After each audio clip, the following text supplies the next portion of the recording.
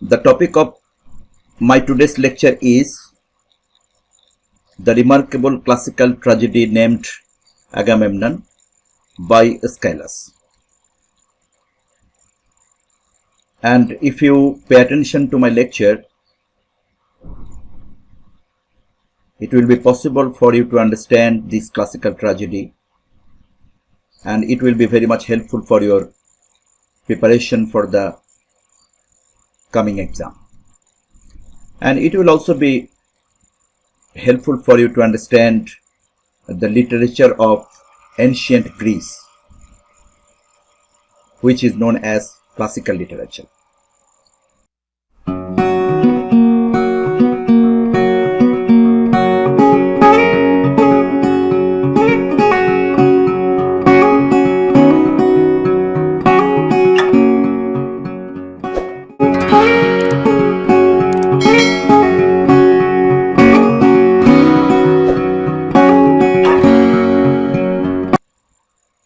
So now come to this lecture.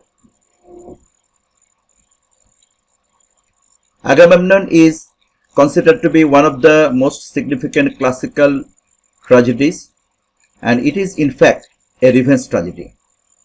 And this tragedy was written by Aeschylus, who is believed to be one of the most prominent tragedians of classical literature, that is Greek literature. And some critics had given their opinion that Aeschylus was not one of the, rather he was the best tragedian of Greek literature, of classical literature. So before going to discuss the subject matter or theme of Agamemnon, it is needful for us to understand the cursed family of Argos.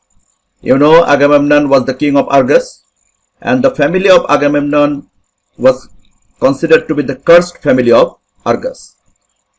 The father of Agamemnon was Atreus, and the father of Atreus was Pelops, and the father of Pelops was Tantalus. So Tantalus was the first king of the cursed family of Argos, and Tantalus had a crime, and that crime was to serve, or was to attempt to serve the flesh of one of his sons in the feast of the gods. And that was, the crime of Tantalus, for which the chief god, according to Greek, mythology, chief god Zeus had given serious punishment to Tantalus. And then the son of Tantalus, Pelops, had also his own crime, that is Pelops had killed the charioteer who had helped him to win the race and to marry a beautiful lady. But being ungrateful, Pelops had killed that charioteer whenever charioteer demanded reward from Pelops. So Tantalus was involved in guilt or crime, and the son of Tantalus, Pelops, had also the same thing, that is, he had his own crime. And the son of Pelops was Atreus, that is the father of Agamemnon, and Atreus killed two sons of Thyestes. Thyestes was the brother of Atreus, and Atreus killed two sons of Thyestes and served the blood of these two sons to Thyestes. And that was the crime or guilt of Atreus. And then come to Agamemnon, the son of Atreus. Agamemnon had also committed a crime by sacrificing Iphigenia, the only daughter of Agamemnon and Clytemnestra. So we have got the hereditary guilt from Tantalus to Agamemnon, and the son of Agamemnon, Orestes, had purified this cursed family, but we will not find this type of stories narrated in Agamemnon. I have discussed these things from Greek mythology, And if you want to understand, or if you want to know these things very well, then you have to read Greek mythology. But I have given you some ideas about the hereditary guilt from Tantalus to Agamemnon. So now come to the story of Agamemnon. Whenever Helen, the wife of Menelaus, had been stolen or kidnapped by Paris and taken to Troy, then it was really a very much a dangerous humiliation for all the Greek kings, all the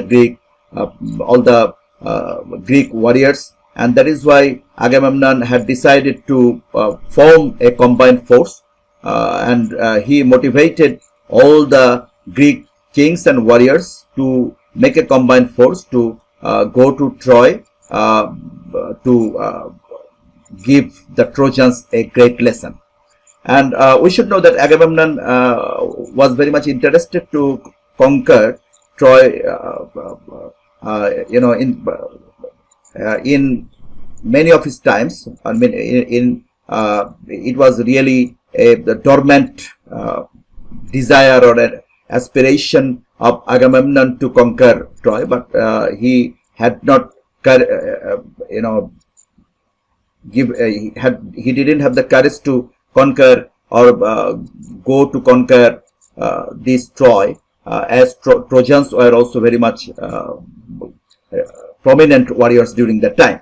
And that is why he had got this opportunity, and he had formed a combined force with the involvement of all the Trojan, of all the Greek kings and warriors, and Aeschylus was also there.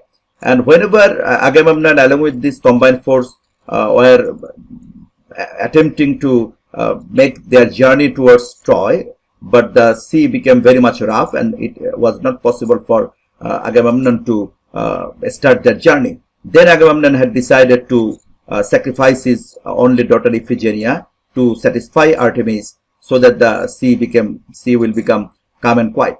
And Iphigenia was sacrificed, but actually Iphigenia was not sacrificed. That we will not know from this story of Agamemnon. We will know this story in Iphigenia, that in the drama Iphigenia, in which we will find that Iphigenia was not actually sacrificed, rather she was rescued by the gods and goddesses.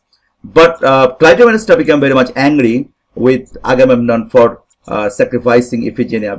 It is true that Helen was the sister of Clytemnestra, but Iphigenia was more favorite to Clytemnestra very much naturally, as Iphigenia was the daughter of Clytemnestra, and therefore Iphigenia became very much angry. However, Agamemnon and his combined force had gone to the city of Troy, and after the long fight, Agamemnon became very victorious, and Agamemnon came as a victorious king to Argos. But we will find the start of the story in Agamemnon with the homecoming of Agamemnon. Agamemnon will come to Argos, and that is the theme of homecoming. And Clytemnestra had decided to appoint a watchman to see whenever Agamemnon will return to Argos. And Agamemnon had taken a long time, because Agamemnon was involved in that battle with the Trojans for more than 10 years. And the watchman was appointed then, and watchman very much carefully watched through the sea to see the arrival of Agamemnon. And Clytemnestra had made an illicit relation with Aeschylus. Aeschylus is another important character in this story, Agamemnon. Aeschylus, Aeschylus was the brother of, was the son of Thyestes, and two of the brothers of Aeschylus had been slaughtered by Atreus, the father of Agamemnon. And that is why Aeschylus was finding opportunity to take revenge upon Agamemnon, to avenge the death of his two brothers. So Aeschylus had made this illicit relationship with Clytemnestra. So both Clytemnestra and Aeschylus had the same tendency of taking revenge upon Agamemnon, but the regions are different. Clytemnestra would like to take revenge upon Agamemnon for sacrificing Iphigenia, whereas Aeschylus had decided to take revenge upon Agamemnon for killing two of his brothers, and so they became united in this aspect. And whenever Agamemnon had landed on the Argos, the Watchman had informed the Queen Clytemnestra about the coming of Agamemnon. Then Clytemnestra came to greet Agamemnon, and Clytemnestra found that Agamemnon was accompanied with Cassandra. Cassandra was the princess of the Troy, princess of the Priam, princess of daughter of Priam. And so Cassandra was taken by Agamemnon as concubine, as a slave or a concubine. And Cassandra had had the power of foretelling. Cassandra foretold or forewarned Agamemnon about the impending danger. But it was a tragedy, or it was an irony that nobody believed the foretelling of Cassandra, as she was cursed by Apollo. And so Cassandra had nothing to do. Cassandra could know that Agamemnon is going to be killed, and Cassandra is also going to be killed. But Agamemnon didn't believe in the foretelling of Cassandra. Then Clytemnestra and Aeschylus, particularly Clytemnestra, had greeted Agamemnon for his extraordinary victory, and Clytemnestra made arrangement of red carpet reception for Agamemnon. But red carpet, according to Greek mythology, red carpet reception was only meant for the gods and goddesses. No human beings were allowed to walk on the red carpet, as it was believed to be the only right for the gods and goddesses. And Agamemnon had also told that to Clytemnestra, but Clytemnestra flattered Agamemnon enough to walk on the red carpet. Clytemnestra told that before you, nobody could get such a victory, and therefore you have every right to walk on the red carpet. And Agamemnon was flattered enough by his wife. And Clytemnestra had made this red carpet reception so that there will be no divine protection for Agamemnon, because if the gods and goddesses would give divine protection to Agamemnon, then it will be really difficult for Clytemnestra to take revenge upon Agamemnon. And so whenever Agamemnon walked on the red carpet, then the gods and goddesses became very much angry with Agamemnon, and they had withdrawn their divine protection. And whenever Agamemnon and Cassandra went into the palace, then Agamemnon and Cassandra were slaughtered or killed by Aeschylus and Clytemnestra.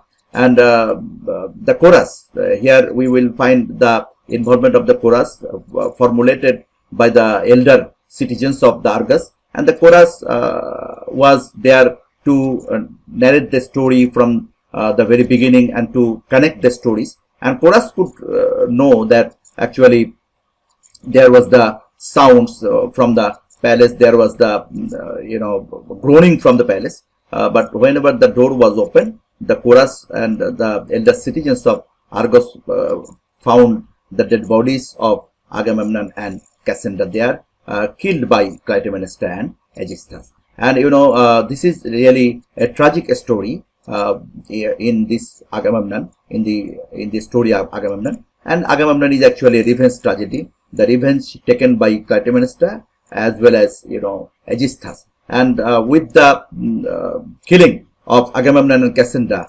the drama had ended. But we are very much sympathetic with Cassandra, because Cassandra had no involvement in this story. Cassandra was only a scapegoat, innocent scapegoat in this story. Agamemnon had one definitely serious crime for which he had to be sacrificed, and Agamemnon had the share of the hereditary guilt of his forefathers, of his father Atreus and of his grandfather Pelops, and of the great grandfather Tantalus. So if you try to pay attention to this lecture, then you will definitely understand the story of Agamemnon. And three important things that you should always remember from this revenge tragedy. One is the theme of homecoming, that is the homecoming of Agamemnon to Argos from Troy. This is one important aspect of this story. Another important aspect of the story is the red carpet reception, and you should take preparation on this red carpet reception. And the third important thing, rather we should say the most important thing, is the hereditary guilt from Tantalus to Agamemnon. So thanks to all of you for your patient hearing to my story of Agamemnon.